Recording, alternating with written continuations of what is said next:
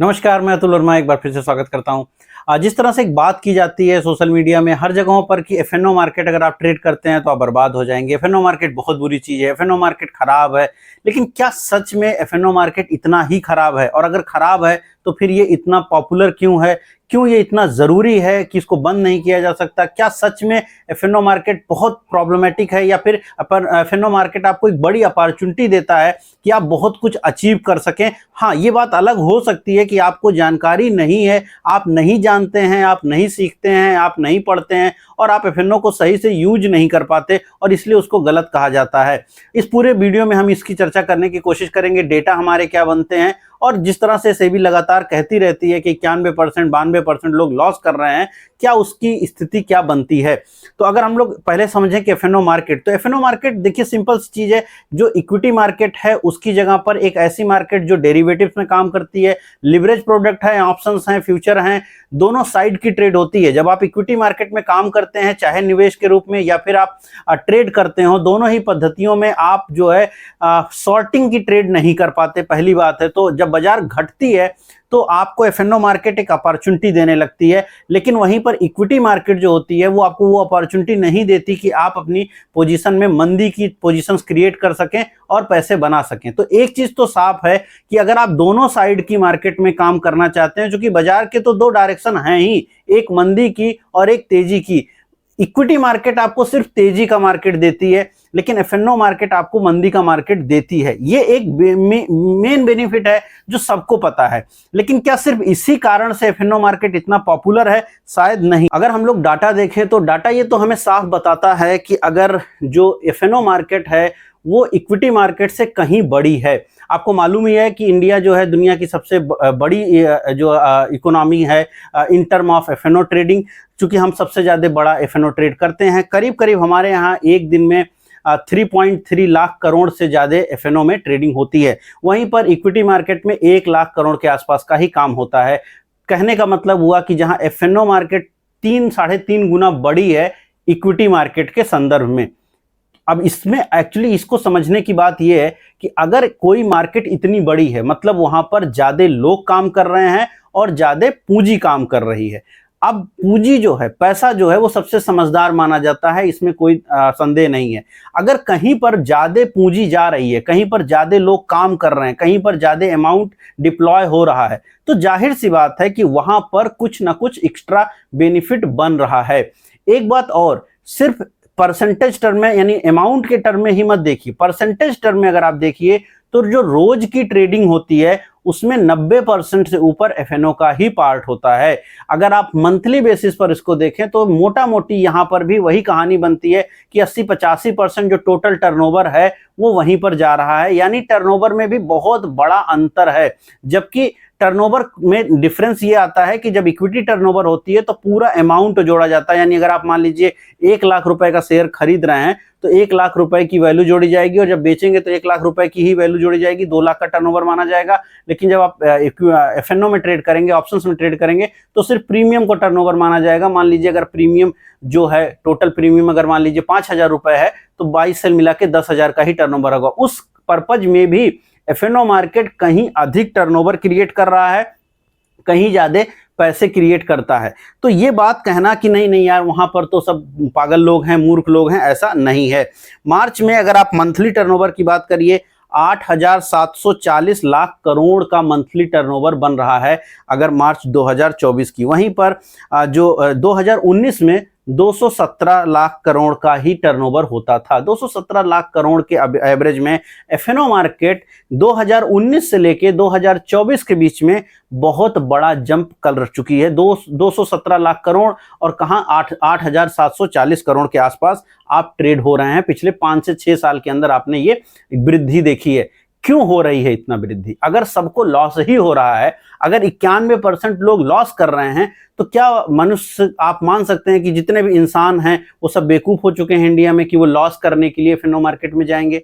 नहीं जाएंगे ना भाई। सीधी सी बात है कि अगर ज्यादा लोग वहां जा रहे हैं, काम कर रहे हैं, तो ये बात स्वीकार कर लेना कि वो सिर्फ एक प्रॉब्लमेटिक पॉइंट है या वहां जाने से नुकसान ही होता है, तो आदमी क्यों जाएगा? अगर कोई जा रहा और किसी के सर पे तो कोई बंदूक रखा नहीं है कि आप जाओ एफएनओ ट्रेड करो, हो सकता है कुछ लोगों को ये लग सकता है कि कुछ लोग जो है स्पेकुलेटिव काम करने के लिए जा रहे होंगे, या कुछ लोग को थोड़ा सा ले लो फायदा बन जाएगा उसके लिए जा रहे होंगे, इक्विटी मार्केट थोड़ा लंबा बैठना पड़ता है इसके थोड़ा उसके नाते वहां जा रहे होंगे। लेकिन ये एक कारण हो सकता है, सिर्फ यही इकलौता कारण होगा कि सब लोग वहीं चले जाएंगे, वहां पे 4-4 गुना ज्यादा काम होगा, ऐसा संभव नहीं है।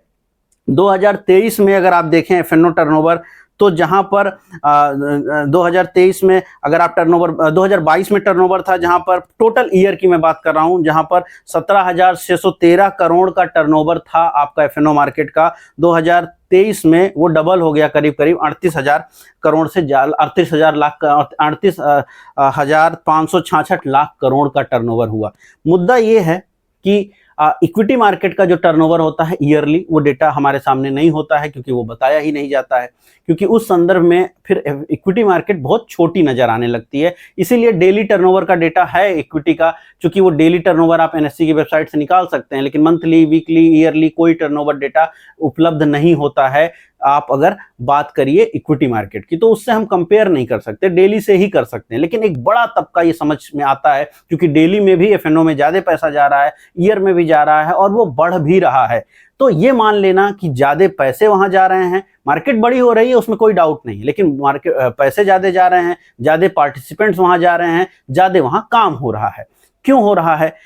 वैसे जैसे पहले मैंने बताया कि एक तो बड़ा कारण उसका ये हो सकता है कि वहां पर ज्यादा लोग काम कर रहे हैं, क्योंकि भाई वहां थोड़ा स्पेकुलेटिव मामला है।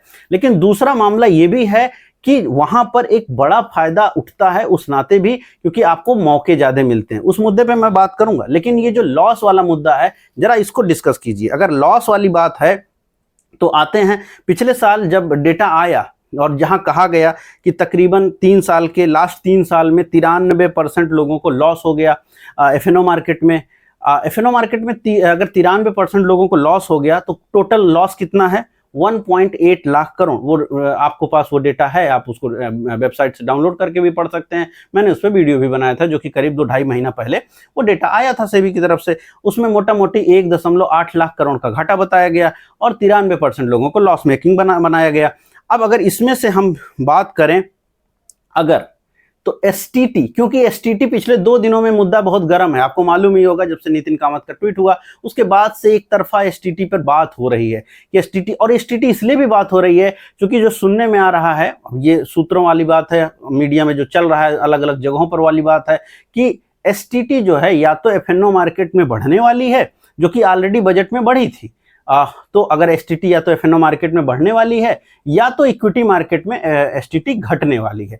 वैसे घटने वाली बात पे कम लोगों का चर्चा चल रही है, ज्यादा लोग का चर्चा यही है कि एफएनओ मार्केट में, ऑप्शंस और फ्यूचर मार्केट में एसटीटी को थोड़ा और बढ़ाया जाए ताकि और कम लोग काम करें। लेकिन क्या इससे फर्क पड़ा है? क्या 91%, 93% लोग जो लॉस कर रहे हैं और उसके बाद जो सेबी ने दुनिया भर के नियमों को बनाया, क्या उसका कुछ फर्क पड़ा है? उसका फर्क नहीं पड़ा है, अभी मैं उसको समझाऊंगा। लेकिन अगर आप लॉस पे आते हैं, तो इस पूरे साल में, यानी इन 3 सालों की स्थिति में अगर आप देखें, तो 1.2 लाख करोड़ तो सिर्फ एसटीटी बनी है, और वो एसटीटी सरकार को मिली है। एसटीटी बाई करो या सेल करो, दोनों पे लगती है।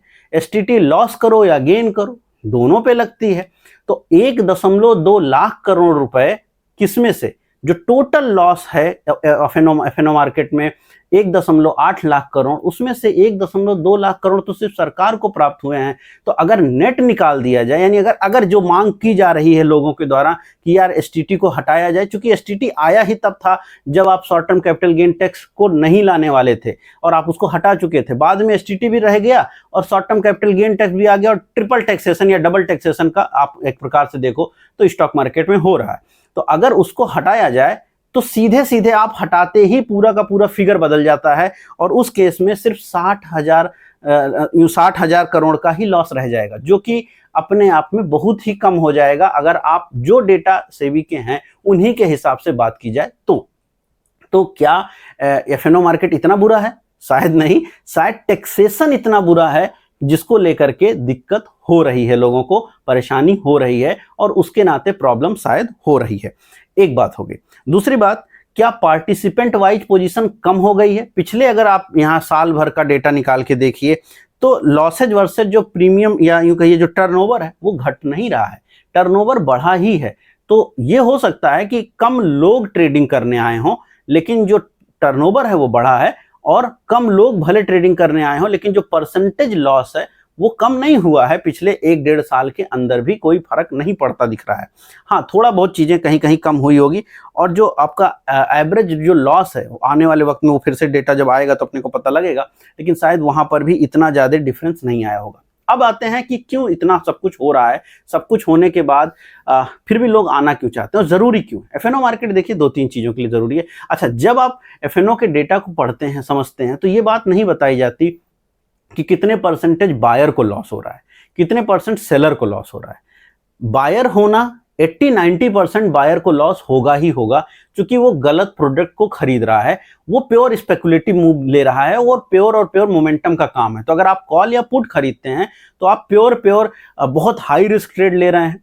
क्यों? क्योंकि आप पूरे मतलब यूं समझिए कि जो लिवरेज प्रोडक्ट है उसका सबसे मैक्स लेवल आप यूज कर रहे हैं, बहुत छोटी सी प्रीमियम दे रहे हैं और एक प्रकार से बेट ले रहे हैं कि वो चीज हो जाएगी, जो कि होने के चांसेस बेहद कम है, और इसीलिए ऑप्शन सेलर वहां पे माल आपको बेच रहा है। जब आप 100 रुपए की कॉल खरीदते हैं, निफ्टी की ही सही, तो आप ज्यादा स्पेकुलेट कर रहे हैं रेदर देन कि जब वो सेल कर रहा है, क्योंकि वो स्पेकुलेशन को दबा रहा है। क्योंकि अगर आप कह रहे हैं, जब आप कॉल खरीद रहे हैं, मान लीजिए आज बाजार 25,000 पे है या अभी 24,500 के आसपास में है, मान लेते हैं कि बाजार 24,400 पे है, जो भी 24,400 पर अगर आप मान लीजिए 100 रुपए की कॉल खरीद रहे हैं, तो आप ये कह रहे हैं कि बाजार 24,401 मतलब 410 जो है आपकी जाने वाली है। लेकिन एक व्यक्ति जो 400 के कॉल को बेच रहा है, वो ये कह रहा है कि नहीं, यहां पर मार्केट नहीं जा पाएगी। अगर वहां मार्केट नहीं गई, क्योंकि अभी वो आउट ऑफ मनी है, और अगर वहां मार्केट नहीं गई तो पुट जो जिसने बाई किया उसको पूरा लॉस होगा और जिसने सेल किया उसको कमाई हो जाएगी। इसको अगर आप थोड़े और लंबे पर्पज में देखिए, तो अभी मार्केट मान लीजिए हमारी 24,500 पे है, अगर हम 26,000 की बात करें तो कितना परसेंट चांस है कि मार्केट 26,000 चला जाएगा? 26,000 जाने में, अब समय की बात कर लीजिए तो मान लेते हैं अक्टूबर में, तो अक्टूबर में कितना परसेंट चांस है कि मार्केट 26,000 चला जाएगा? परसेंटेज चांस कम है। अब अगर आप 26,000 की कॉल खरीद रहे हैं, कोई तो खरीद ही रहा है, 26,000 की कॉल खरीद रहे हैं, और अगर मार्केट 26,000 की तरफ नहीं गया, 26,000 नहीं गया या 26,000 की तरफ नहीं गया, in both condition as a option buyer आप पूरा पैसा गंवाएंगे, पूरा पैसा गंवाएंगे अगर उसकी कीमत 100 रुपए चल रही। वहीं पर अगर ऑप्शन सेलर है, वो 26,000 नहीं गया मार्केट, तो वो पूरे पैसे कमाएगा, 100 रुपए यानी इंटू जो है 7500 रुपए पर लॉट उसके बन जाएंगे। अगर वहां से बाजार यहीं रह गई, या 25,000 पहुंच भी गई, या 25,800 भी पहुंच गई, या 26,000 भी पहुंच गई, तो भी उसको लॉस नहीं होगा, वो पूरा पैसा बना लेगा। प्रीमियम प्लस लेवल अगर आप जोड़ेंगे, यानी 26,000 प्लस मान लीजिए 100 रुपए है, तो 26,100 आएगा, तब जाकर के टेक्निकली उसको 1 रुपए का लॉस आएगा। तो वो कम स्पेकुलेट कर रहा है। तो यहां पर ये भी डेटा हमारे पास नहीं है कि बायर ज्यादा कमाता है या ज्यादा लॉस करता है, या सेलर ज्यादा लॉस कर रहा है। अगर ये डेटा निकलेगा तो क्लियर होगा कि कौन लॉस कर रहा है। हो सकता है बायर ही ज्यादा लॉस कर रहा हो, सेलर नहीं। दूसरी चीज है, कितने लोग विद हेजिंग इसको कर रहे हैं। हो सकता है बहुत सारे लोग जो हेजिंग नहीं कर रहे हैं उन्हीं को लॉस आ रहा है, लेकिन जो लोग हेजिंग कर रहे हैं उनको लॉस नहीं आ रहा है। दूसरी चीज है कि अब जैसे इस मार्केट, अभी जो करंट स्टेटस है, मार्केट ऊपर से घट रही, अगर आपको एफएनओ मार्केट नहीं आता तो आप अपनी पोजीशन को हेज नहीं कर सकते। ऊपर की कॉलें अगर आप नहीं बेच सकते तो मार्केट में इस गिरावट में आप अपने पोर्टफोलियो को कैसे बचाएंगे? सिवाय प्रार्थना करने के आपके पास क्या कोई और हल है जिसके माध्यम से आप अपना पैसा बचा लीजिए? नहीं। आपने मान लीजिए 10 लाख का पोर्टफोलियो बनाया और वो 10 लाख का पोर्टफोलियो अब घट रहा है, क्योंकि मार्केट घट रही है तो 10 लाख का पोर्टफोलियो घट रहा है। आपके पास सिवाय इसके कि आप प्रार्थना करें सुबह शाम, आपके पास कुछ हल नहीं है। लेकिन मार्केट इसके लिए नहीं बनी है, तो आपको एफएनओ मार्केट जानना चाहिए, क्योंकि उस केस में आप जा करके निफ्टी की या उन स्टॉक्स की जो भी आपके पास हैं उनकी कॉलें बेच सकते हैं। या अगर आपके पास मान लीजिए वो ऐसे स्टॉक्स हैं जो एफएनओ मार्केट में नहीं है, तो आप मिड कैप का या निफ्टी का ऊपर का कॉल शॉर्ट कर सकते हैं, और उससे आपका पोजीशन हेज होगा। उससे आप रेंटल इनकम क्रिएट कर सकते हैं, उससे आप एक मंथली इनकम क्रिएट कर सकते हैं। तो गिरते वक्त अपने पोर्टफोलियो को बचाने के लिए जो सबसे जरूरी चीज है वो हेजिंग है, और वो आप वहां से जनरेट कर सकते हैं।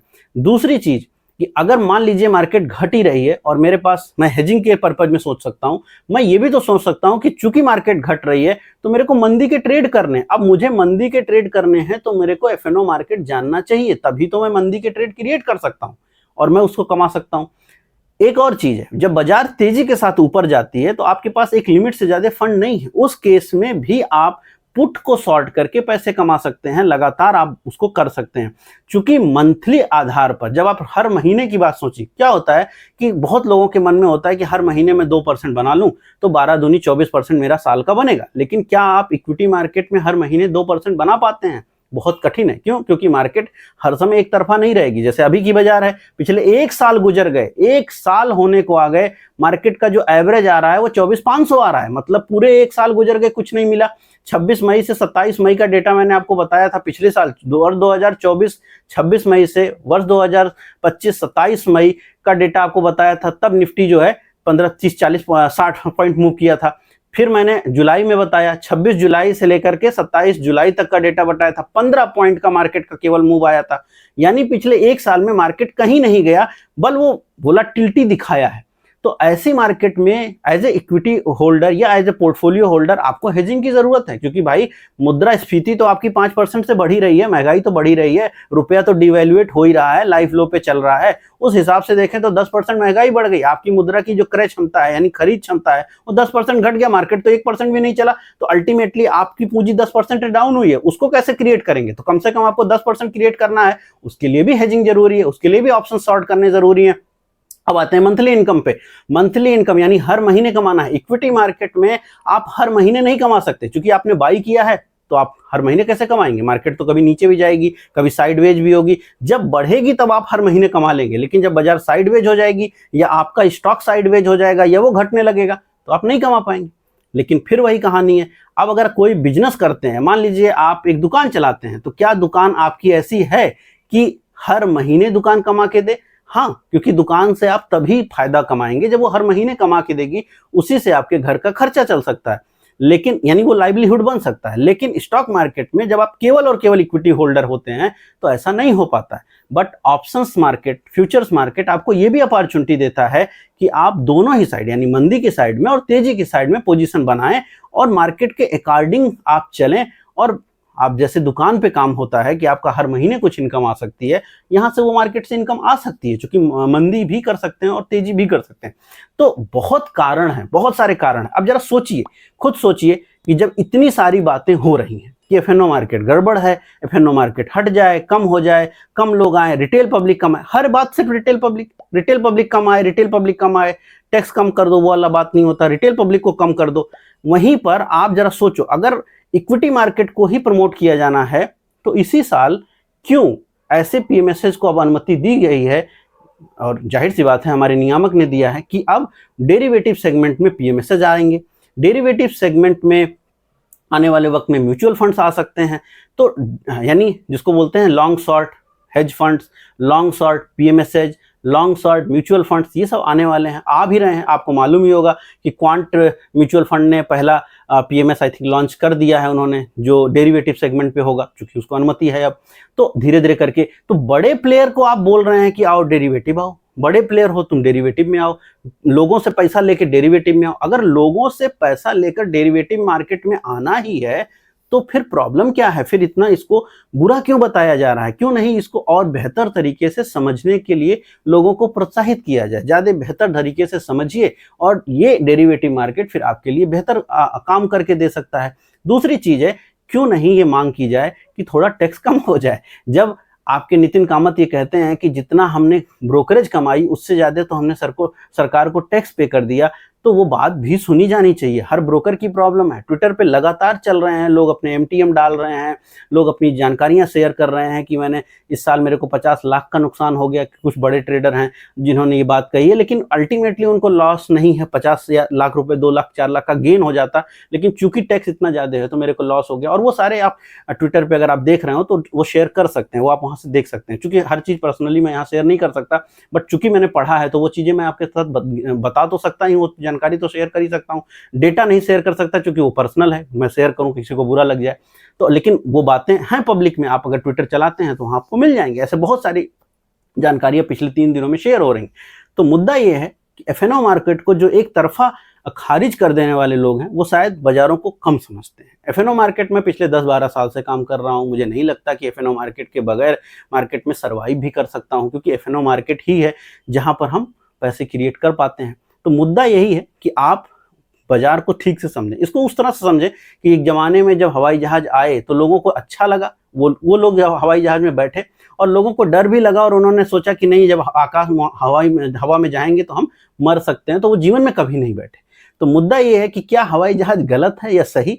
क्या आपको सिर्फ़ ट्रेन से चलना चाहिए? वो मुद्दा अलग है, उसके हिसाब से आप सोच सकते हो। लेकिन गलत या सही कुछ नहीं है, वो आपको बहुत अपॉर्च्युनिटी देता है और कहीं न कहीं बहुत ज़्यादा मिसकम्युनिकेशन है इस मार्केट में अलग-अलग कारणों से। ये भी है कि बहुत ज़्यादा म्यूचुअल फंड को प्रमोट किया गया है, बहुत ज़्यादा जो है छोटी टाइप के निवेश को प्रमोट किया गया है और उसमें नियामक का कुछ बात नहीं है। उसमें आम लोग हैं, इन्फ्लुएंसर लोग हैं, बहुत सारे लोग हैं जो इसको प्रमोट कर रहे हैं अलग-अलग कारणों से। लेकिन एफ-एन-ओ मार्केट को बहुत गलत रंग में पेंट कर देना भी गलत है। वो ज़रूरी है, उसको सीखना ज़रूरी है, उसको समझना ज़रूरी है और उसमें काम करना भी ज़रूरी है। अगर आप करते हैं तो वो गलत नहीं, हाँ, बस आप उसको गलत तरीके से करेंगे तो लॉस हो जाएगा। अगर आप उसको बिना सीखे समझे करेंगे तो लॉस हो जाएगा। अगर आप सीख समझ के ये सब चीज़ें कर रहे हैं तो आपको दिक्कत नहीं है। बट मुद्दा फिर वही है कि सीख किससे रहे हो, यानी किन लोगों से आपने वो चीज़ें सीखी हैं। ज़रूरी नहीं है कि जो आप सही टीचर आप खोजो, सही टीचर कौन है वो खोजना आपका काम है और सही टीचर से सीखिएगा तो हर चीज़ सही है। हर आदमी आईआईटी पास नहीं होता। इसका ये मतलब नहीं है कि आईआईटी कोई पास ही नहीं होता। मुद्दा ये है कि गलत टीचर के पास अगर आप जाओगे तो आप फेल होने की संभावना आपकी बढ़ जाएगी। अगर आप सही टीचर के पास जाओगे और आप मेहनत करते हो, सही स्टूडेंट हो, तो आपके आईआईटी पहुंचने की संभावनाएं बढ़ जाती हैं। तो मुद्दा ये बात जरूर ध्यान रखिएगा कि एक ठीक टीचर को पकड़िए और उसकी मदद करके आप आगे बढ़ सकते हैं। और अगर आपको लगता है कि मैं इस लायक हूं तो आप मेरे साथ भी जुड़ सकते हैं और मेरी क्लासेज भी ज्वाइन कर सकते हैं। उम्मीद कर रहा हूं वीडियो पसंद आई होगी। पसंद आई तो लाइक कीजिएगा, शेयर कीजिएगा, कमेंट कीजिएगा। मैं मिलूंगा कल नए वीडियो में। इस वीडियो में इतना ही। धन्यवाद।